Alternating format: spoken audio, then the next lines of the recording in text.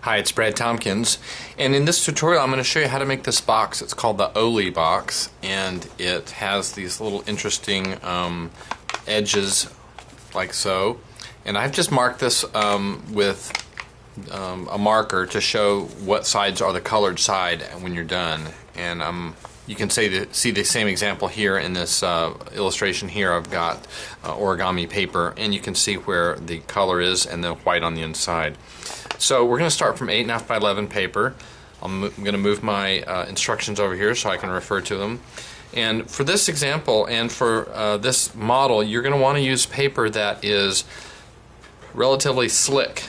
Okay, so standard copy paper out of your laser printer probably won't be slick enough to do the job.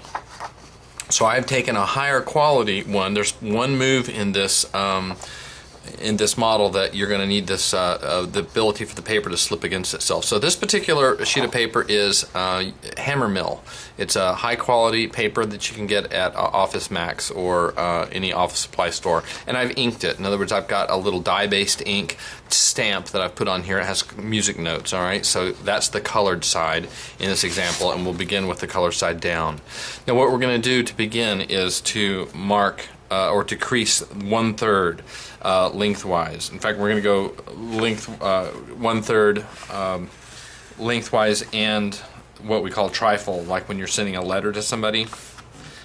So I'm going to go ahead and crease 1/3 that way. And my surface is pre-marked. If you have not pre-marked your surface, you can use the Fujimoto method of folding in 1/3, which is explained elsewhere.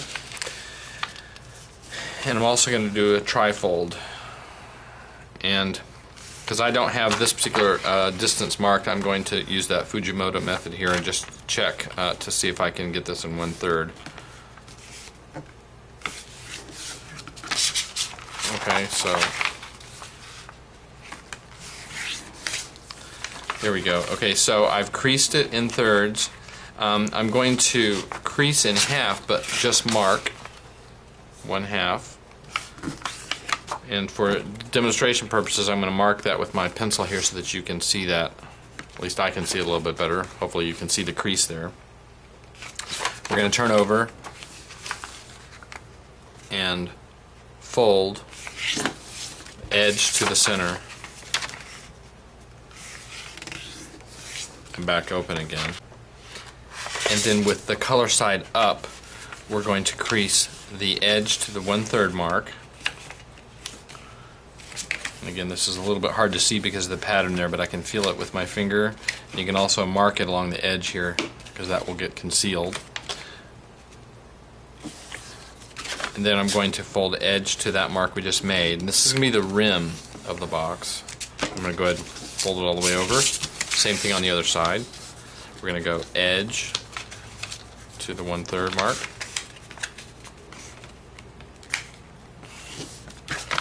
And then edge to the mark we just made, which I guess would be 1/6.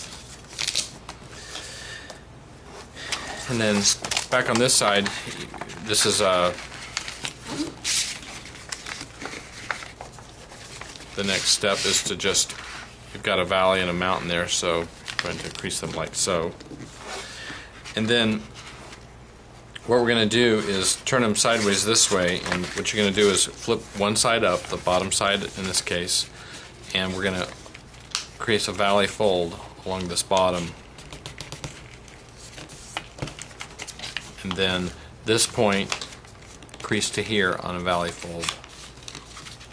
And we'll make that little triangular piece that stays in the middle. And I'm going to interlace this rim by inserting one inside the other, and this is that point where the paper's slick. It will slide on itself relatively easily. You only have to get that little 1/2 inch there, but it's not easy to do if the paper is rough or if it's humid. And today actually is a little bit humid today where I'm recording this, so you just kind of push it just a little bit and you'll get it to lay down flat in there. And if it's not perfect, see, it's not exactly perfect right here, just a little bit of a gap. Just hang on because you'll get a chance to just tap it down. Do the same thing on the other side. crease this bottom side up.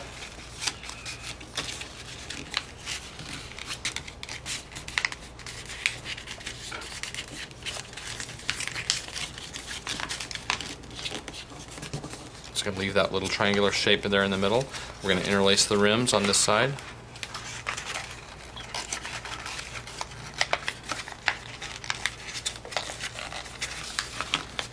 And that time it slid very, very easily.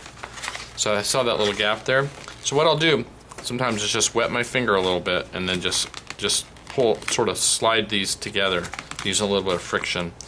And the last step is, you see those little chunks down inside there? Well, you can leave them there, but really the intention is to finish and stabilize the box. We're going to fold those underneath, and that little point will be underneath this surface out here, and it sort of thickens this area and it really stabilizes the box. Now, to get that exact distance, I'm going to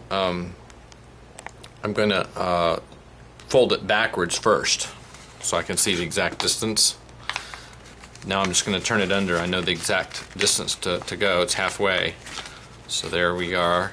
And then I'm going to crease it under one more time. So this whole structure right here is going to fold and lie underneath this. So pretty much just grab it and bend it back underneath.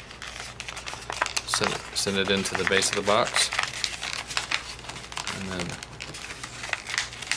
flatten it back down.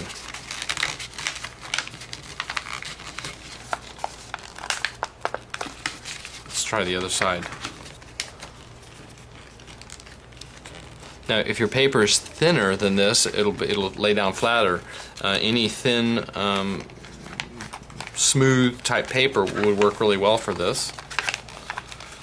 I just happen to have this hammer mill, which I know has a very polished surface to it, so it's more like for reports and things like that to send through your printer.